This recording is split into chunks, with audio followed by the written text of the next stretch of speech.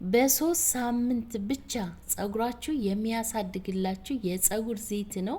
3 ሳምንት ብቻ ተጠቅማችሁት የማይታመን ለውጥ የምታዩበት የጸጉር ዘይት ነው።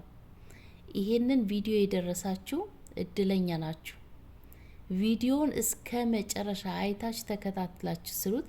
ታምረኛ የሆነ በቤታችሁ ውስጥ የምትሰሩት ዘይት ነው ማሳያችሁ። ጸጉራችሁ በፍጥነት የሚያሳድግ፣ ለሚሰባበር ጸጉር፣ ለሚነቃቀል ጸጉር፣ ለሚበጣጠስ፣ ለከርዳዳ ጸጉር የሚያለሰልስ፣ አላድግ ላለ ጸጉር በፍጥነት የሚያሳድግ የጸጉር ዘይት ነው። እዩት፣ እንደምታዩት በቤት ውስጥ የተሰራ ዘይት ነው።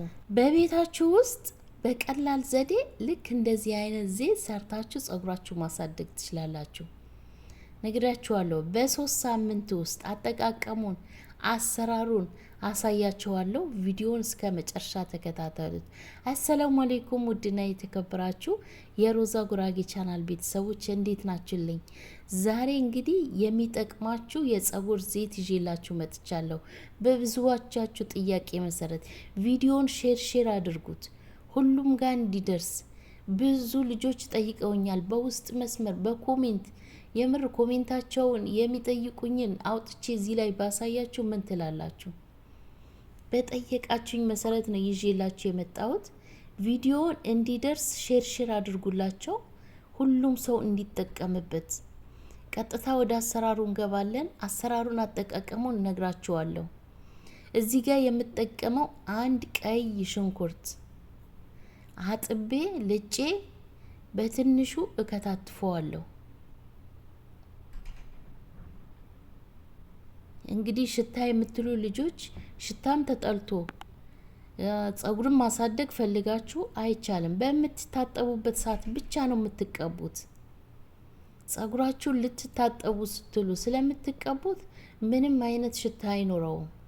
ሽታ ደግሞ የሚያጠፋ ነገር እጨምርበታለሁ፣ አሳያችኋለሁ። ሽንኩርቴን በዚህ መልኩ ቆራርጬ በቀይ አርጌ ያለው። እንደዛው 4 ፍሬ ነጭ ሽንኩርት እስከ 5 መጠቀም ትችላላችሁ። ነጭ ሽንኩርት ጨምሬያለሁ። በቀጣይ ወረቀል ጋር ጨምሬያለሁ 4 ፍሬ ቆራርጬ። 1 ማንኪያ አብሽ። እዚህ ጋር የምጠቀመው ይሄ የምታዩት ቆንዶ በርበሬ ነው። ቆንዶ በርበሬ የምሬ ነው ምላችሁ። ቆንዶ በርበሬ፣ የወይራ ዘይት፣ ነጭ ሽንኩርት፣ ቆንዶ በርበሬ ሶስቱን ብቻ። ሽንኩርት ባትጨምሩ ራሱ ሌላ ግባት ባትጨምሩ እሰራላችኋለሁ። በቀጣይ ቪዲዮ እሰራላችኋለሁ። ለኔ የጠቀመኝ ነው፣ እኔ ጸጉር ያሳደገልኝ ነው ምነግራችሁ። በእርግጠኝነት 100% የሚሰራ ነው ምነግራችሁ። ቆንዶ በርበሬ እስከዛሬ ድረስ ማንም ያነገራችሁ። በወጥ ላይ የምንጨምረው ቆንዶ በርበሬ 1 ማንኪያ ጨምሬያለሁ። ፈጭታችሁ መጨመር ትችላላችሁ፣ የተፈጨ። በቀጣይ የስጋ መጥበሻ ጨምራለሁ። 1 ማንኪያ ነው የጨመርኩት። በወይራ ዘይት ነው የምሰራው። እናንተ በኮኮናት ዘይት፣ በወይራ ዘይት፣ በአልመንድ ዘይት፣ በማንኛውም ዘይት መስራት ትችላላችሁ በቤታችሁ ባለ። ግን የኮኮናት ዘይት፣ የወይራ ዘይት፣ የአልመንድ ዘይት ካገኛችሁ ተመራጭ ነው። ጸጉር ለምን በፍጥነት ነው የሚያሳድጉት እነዚህ ዘይቶች።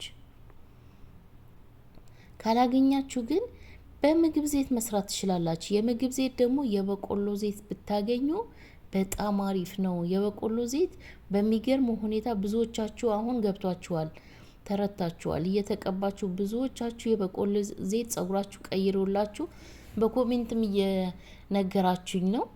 የበቆሎ ዘይት ዝም ብላችሁ ራሱ በምንም ነገር ባትሰሩት ዝም ብላችሁ ብትጠቀሙት ጸጉራችሁ ያሳድግላችኋል።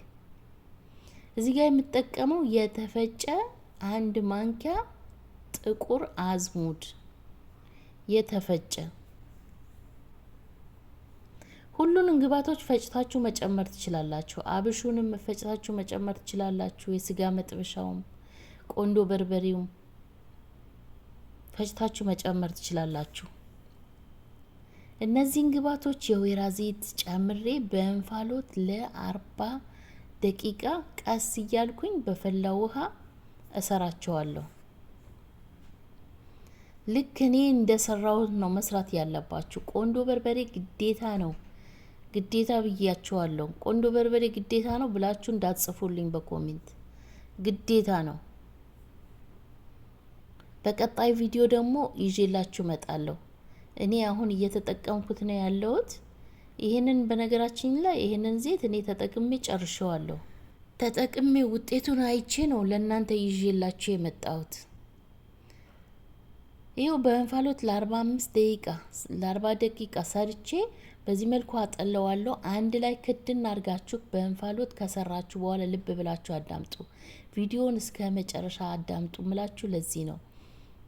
እንደዚህ በእንፋሎት ከሰራችሁ በኋላ ክድን አድርጋችሁ አንድ ላይ ከዘይቱ ጋር አሳድሩት፣ ከድናችሁ አሳድሩት። ከዛ በኋላ አጥላችሁ በዚህ መልኩ አሳያችኋለሁ። ሌላ መጨመርበት ግብአት አለ።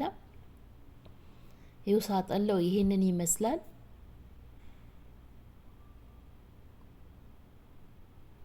በጣም አሪፍ ዘይት ነው። እንዴት አባቱ ጸጉር እንደሚያለሰልስ ልነግራችሁ አልችልም።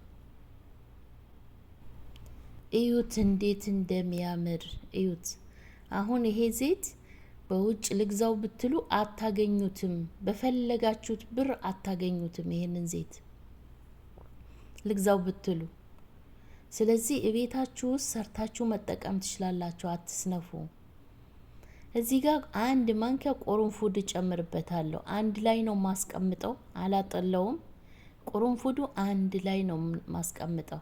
በነገራችን ላይ ይሄንን ዘይት ተቀብታችሁ ስትታጠቡት ሻምፖ ካላችሁ በሻምፖ ስለምትታጠቡ ሻምፖዋችሁ ላይ ቢያንስ እስከ 10 ፍሬ ቁርንፉድ ጨምሩበትና እንደዛው ይቀመጥ። ጸጉራችሁ አንድ ዘለላ ጠብ አትልም ስትታጠቡ።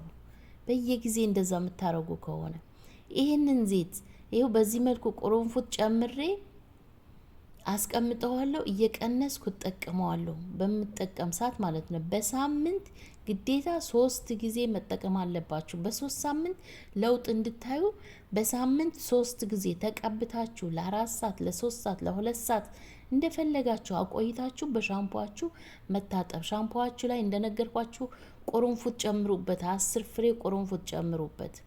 ከታጠባችሁ በኋላ ጸጉራችሁ በእርጥቡ ቅባታችሁ ተቀብታችሁ በ4 ቁጥርጥር ሰርታችሁ ተውት። ሳይደርቅ በፊት እርጥብ እያለ ጸጉራችሁ እንዴት አባቱ እንደሚለሰልስ ልነግራችሁ አልችልም። የዛሬ ቪዲዮ ይሄንን ይመስል ነበር። እስከዚህ ድረስ የተከታተላችሁ ተጠቀመዋለሁ ብላችሁ በኮሜንት አስቀምጡልኝ። እርስ በርሳችሁ እስቲ ኮሜንት ላይ ተጠቀመዋለሁ እያላችሁ ጻፉ። ጥያቄም ካለ እርስ በርሳችሁ ተመላለሱ፣ እኔም መልስላችኋለሁ። ኮሜንት አስቀምጡልኝ። በቀጣይ ቪዲዮ እስከምንገናኝ ደህና ቆዩልኝ።